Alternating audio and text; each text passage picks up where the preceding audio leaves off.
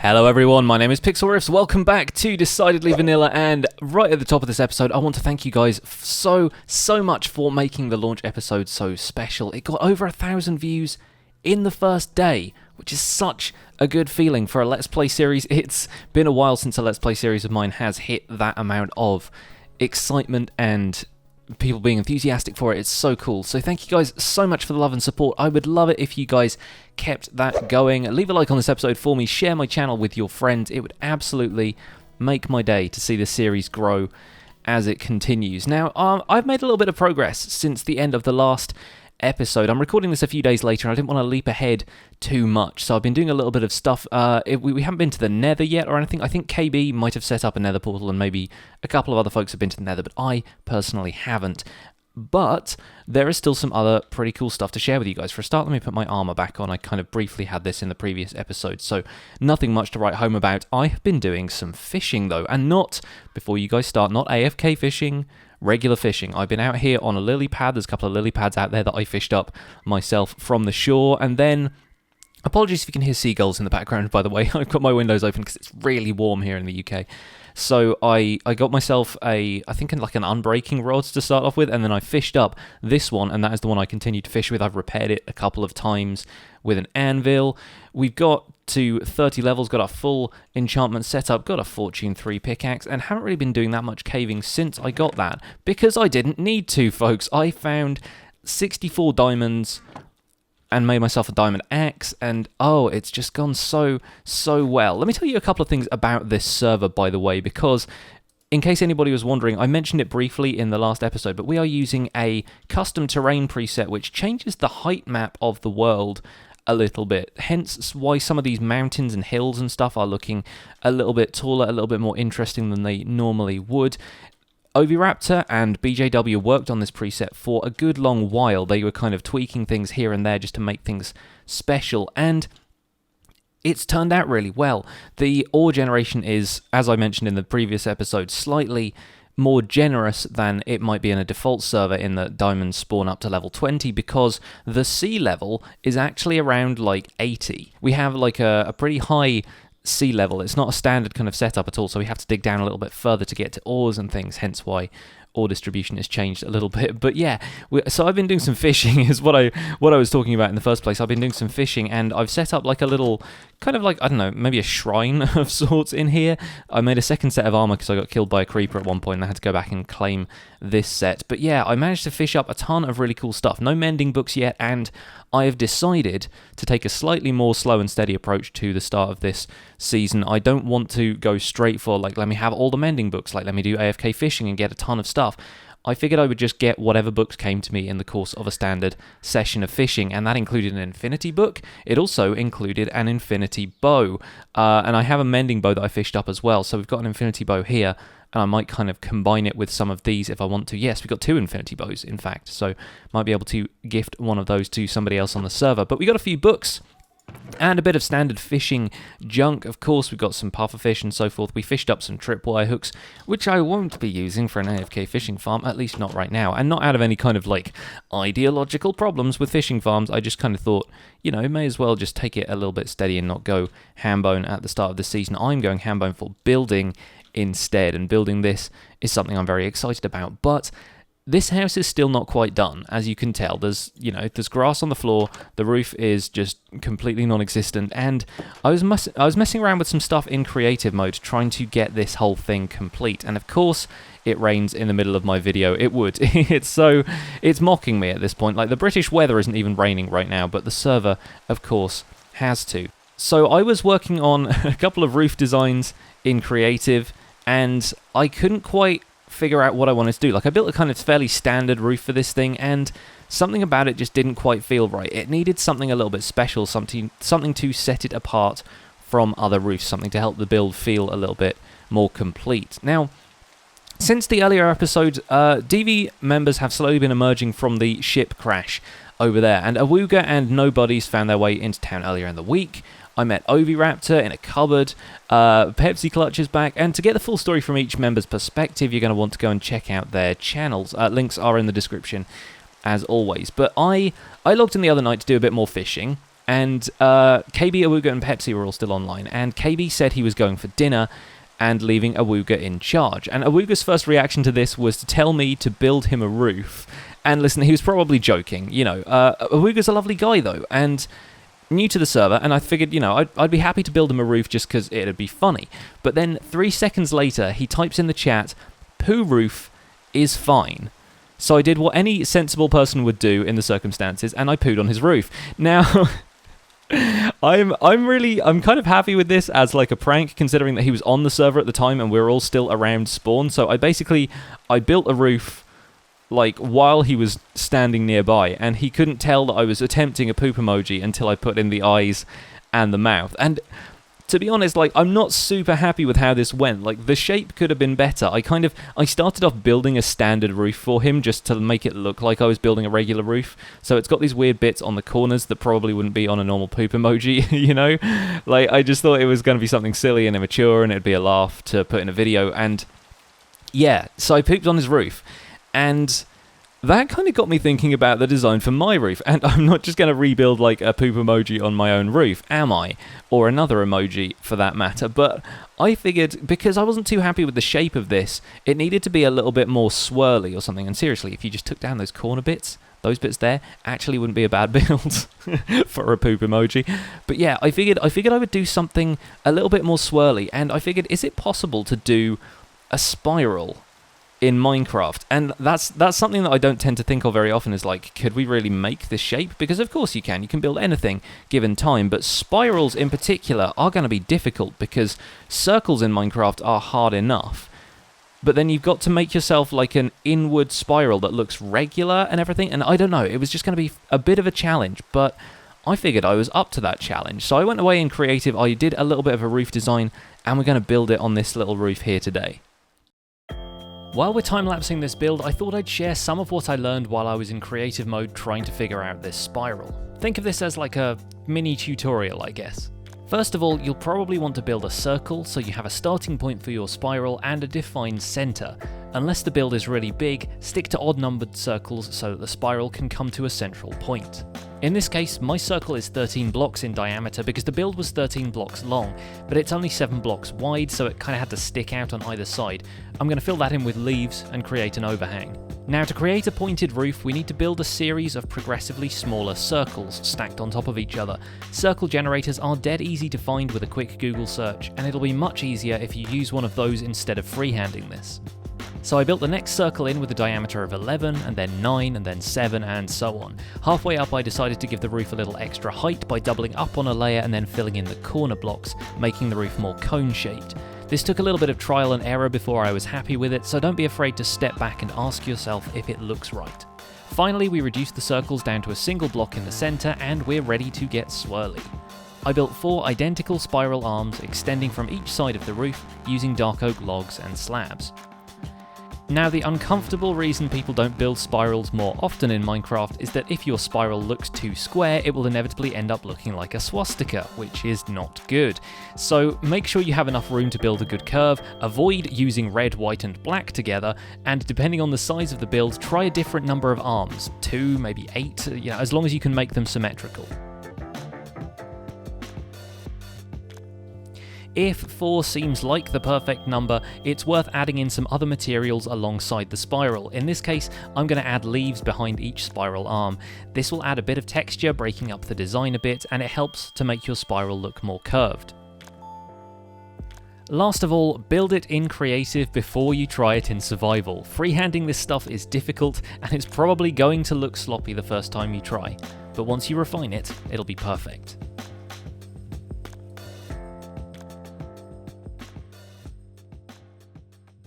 Welcome back, folks. Hope you enjoyed the little time-lapse, and we have ourselves a lovely enclosed space in here that I can use as my spawn base, and right now there isn't a great deal going on in here. I thought I'd make it look a little bit overgrown for the time being, but maybe we'll redevelop this into an actual house kind of space. I'm not sure what I want to do with the rest of this island. I was thinking about making a bunch of similar houses and kind of making this like, I don't know. The spiral design kind of reminds me of like a pixie hat or something like that. So maybe lots of these little kind of clusters of houses could be like little pixie houses or something. And considering my name is Pixlriffs, it could be Pixie Island or something like that. I don't know. It's a nickname that we've thrown around a couple of times in the past. But for the rest of this episode, I kind of want to get on with the other stuff I have planned for the rest of the season, basically, or what's going to be a project for the rest of the season. And somebody has been setting up furnaces here, so I have a feeling that in a couple of days' time I might have neighbours over here on the Pixie Island. I hope they're okay being pixies, I guess. But yeah, I'm going to head over here, and we have made a couple of inroads into the Nether, first and foremost. KB has been setting up Nether stuff, and he's been having a bit of a difficult time,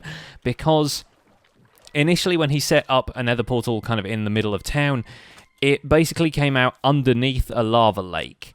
And the lava lake that it came out underneath is pretty large. Now, he's gone the other way, and he's set up a Nether portal above the lava lake. But the actual Nether spawn is looking a little bit rough. So if we head through here, you will get to see what I mean. And it ain't pretty, folks. So, yeah, this is what we're working with right here. And I've got my my spare infinity bow to try and... Nailed it! What the heck? Oh my gosh. Sharpshooter. Okay, sniped him. Good job. Alright, yeah, I have my infinity bow on me so I can potentially take out these guys, but this is how KB does the Nether in basically every server he's on, and this this frightens the heck out of me to the extent that I've left all of my diamond gear at home and I'm basically just winging it through the Nether to try and get to where I need to get to. And the coordinates of a portal I have set up a little bit further away, because my project this season is going to be a lot of fun. It's not going to be quite the same scale as the museum. In fact, I think it might even be bigger, but the fact is we can do it in a bunch of smaller builds, which might mean I have a slightly better attention span for actually doing some of this stuff. I have a bunch of different ideas, and all of them are going to come together, and I'm hedging a little bit here because I need to find my way down. So if I can kind of dig into the rock here. Okay, great. Okay, we have a little bit of a way down. I was slightly worried that, yeah, we'd just be left with this ridiculous drop underneath us. So the coordinates I'm trying to get to, I think, according to my previous exploration in here, are somewhere over there. And I tried to cut a path through the netherrack over here where KB has made another portal out. And that has, yeah, it kind of comes out like over here somewhere. So yeah, sort of up there. And I need to get a little bit further down. So I'm going to explore this way. And this right now is the problem with the Nether. It's it's a little bit treacherous in terms of the terrain.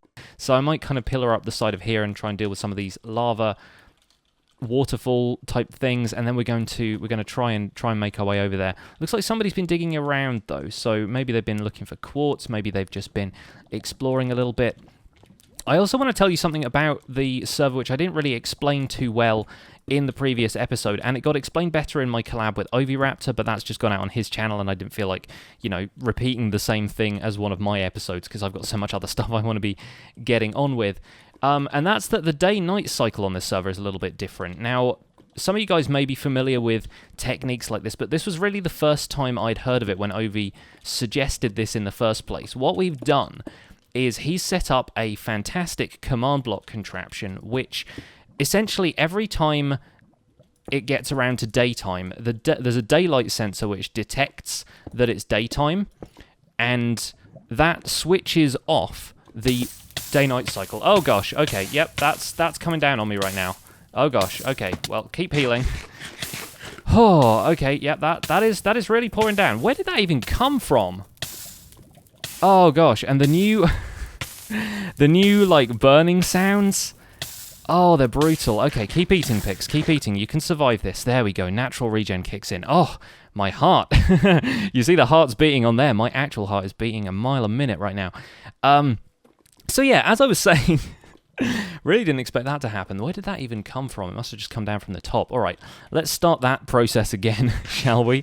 So we try and get down here. I really think getting rid of this lava is probably going to be the best thing to do, and it's going to give me something mindless to do while I explain this to you. So a clock turns off the day-night cycle every time it gets to daytime, and then what it does is that it advances the day-night cycle once.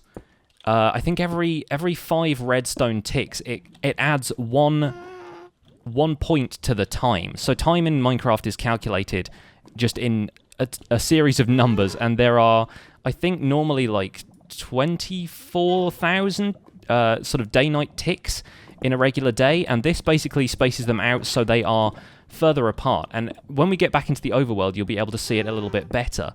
But the day-night cycle being kind of manually adjusted that way means that we can get a 40-minute day. And normally day in Minecraft lasts for about 10 minutes, and then you get 10 minutes of night, and then it kind of switches back around. But we have a much longer day, and that has given us basically way more time to be able to build stuff during the day. Okay, I think that's blocked off now, is it? Looks like it is. Fantastic. I think I'm I'm seeing the lava update fairly slowly, but I think it should hopefully give us a nicer way of getting down here. And if there's just a drop down here, then we will probably have to deal with that. But yeah, that looks like the safest way down to the Nether floor. And then basically where I want to be is out that way. The coordinates are like -498 and then -234. I believe are the coordinates we need to get to for my project base. So anyway, yeah, we have a longer day-night cycle, and the night itself is actually the same length as a standard Minecraft night, because the clock switches back on the regular day-night cycle once it gets to a certain time of day. So once the daylight sensor stops detecting sunlight and starts thinking it's nighttime, then the regular night cycle turns back on. So it's a pretty clever system. And you can see that in Oviraptor's video. He kind of goes into it. He demonstrates the whole thing on camera so that you guys can get an idea for how it works, and potentially do that in your server if you're the kind of place that enjoys building and doesn't like to have to mess with mobs at night.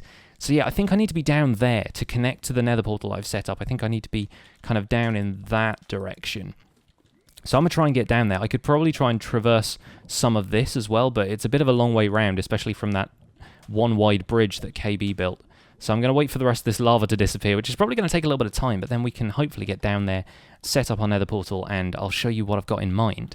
Okay, we're down, folks. There are a few ghasts around still, a lot of pigmen, but they're not bothering me right now, and we need to get ourselves over in a general this way sort of direction. Let's see if we can get return to sender while we're here. Come on! I'm down here. Come get me. Take your best shot. He's not seeing me. Not even seeing me. Fair enough. That'll probably come back to bite me in a second. In the meantime, need to get to 498 and -230. Okay, so we're about over here. Fantastic. Let's get rid of some of this fire, and we'll set up our Nether portal right about here. I've got myself 10 obsidian, which is just about going to be enough for a full Nether portal. Here we go. Pop that in there. Get 3 up the sides. You'll know how to build Nether portals by now. There we go.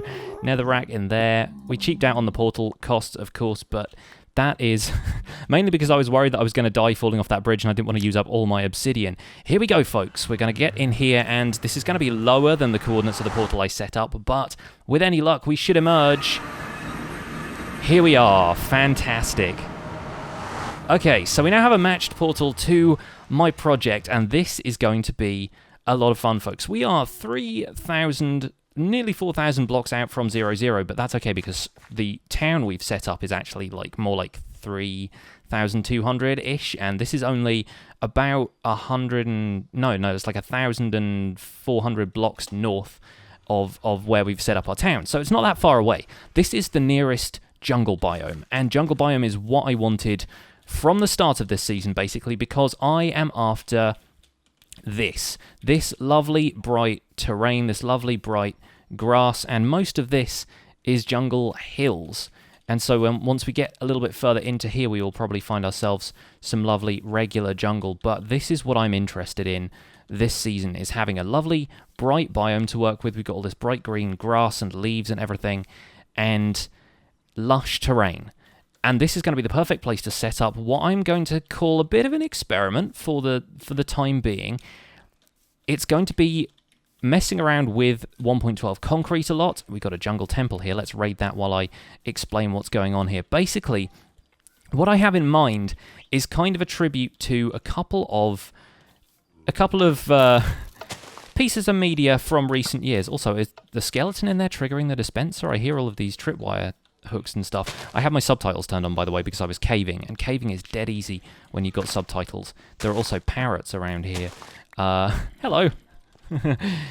So what I have in mind is a tribute to a couple of video games and a couple of TV shows, and we kind of use those as inspiration for our own little project here. The idea is we're going to create... Did I just see a blue? A blue parrot, and you've come to me. Fantastic, and you're making, like, creepy zombie noises. That's awesome. I need to get some seeds so I can tame some of these guys. Essentially, what I'm planning here is a really, really colourful kind of tribute to stuff like Horizon Zero Dawn and Lost and anything else that takes place in kind of like a lush, almost like jungle-style environment, but with lots of colour. The idea is to create a really colourful... Did you just shoot that parrot? You shot the parrot. Now you got to die, son. Now you got to die. Get out of here. Oh, the blue one is still over there, though. Dang it, skeleton shooting parrots. You're not welcome here. Get out. I need to be a little bit careful here because I'm almost out of food. There we go. So yeah, the idea is to create a kind of almost like a fantasy landscape sort of thing, but with inspiration from stuff like Lost, Horizon Zero Dawn, maybe Shadow of the Colossus as well. I'm thinking mysterious communities. I'm thinking shipwrecks. I'm thinking mechanical creatures, stuff like that. Like that's the kind of thing I'm really interested in building this season, is some stuff with this eclectic theme of sort of mysterious shows and fantastic video games and stuff like that. I've never actually played Horizon. I've seen a lot of people play it, but I've never actually played it myself. So yeah, it's going to be my interpretation of stuff like that, and yeah, it's going to be a lot of fun. It's going to be a lot of fun, and this jungle biome looks a little bit different with this terrain preset than it does on the map. We've got the seed and everything, so we can look at the map and decide where stuff is that we want to take over, and the ocean interacts with this jungle biome a little bit differently to how it does on the like Amidst or Mine Atlas or whatever program we're using. So this little bay wasn't actually here, but I think this is perfect to be the site of a shipwreck, and that's kind of what I'm going to have here. And the idea is I'm going to clear out some of the terrain so it exposes all of the grass and everything, and then we are going to set up some interesting features here using 1.12 concrete and stuff like that. We're going to see how that goes. Anyway, let's get our raid on in here. I can't remember which combination of things you have to pull, but I think it's something like that. And yes, we're in, folks. We are in. What have you got for us? Couple of emeralds, nice diamond horse armor. I'll take it, and some gold as well. And I'm always going to take the bones because we need us some bones, folks. The redstone and pistons and stuff in here are going to be great as well, because slime is kind of difficult to get hold of first time you start out on a server. So yeah, having some sticky pistons right off the bat, we got 3 of those, fantastic. Can set up a couple of nice mechanisms with that, and then we got our dispensers down here full of arrows as well that we can probably loot, and there may well be some other treasure yet to find. Where are the tripwires? There they are. Oh, I think that one actually shot me, but it just didn't get as far as all that. Not to worry, let's raid this one. Oh, we got a chest over here, folks. What is this going to have for us? A bunch of bones and rotten flesh. Are you kidding me? Dang it. Okay, well, at least I'll take the bones with me. At least we can loot this for some spare arrows. We've got a skeleton spawner set up on the server already, but we do kind of need to have every bone and arrow we can get in these early days. And yeah, this could be a nice little base. I suppose we could probably do something with this. There's only a couple of arrows left in this because of all the mobs that spawned down here. But yeah, we can set up a little fort here. This can be our base of operations while I clear out some of this stuff, and we will see where all of this goes. But that's going to be it for today's episode, folks. Thank you so much for bearing with me while I ramble my way through the Nether, and I hope you guys are excited for this project. Leave a like on the episode if you enjoyed it. Subscribe if you want to see more. My name has been Pixlriffs, and I'll see you guys soon. Bye for now.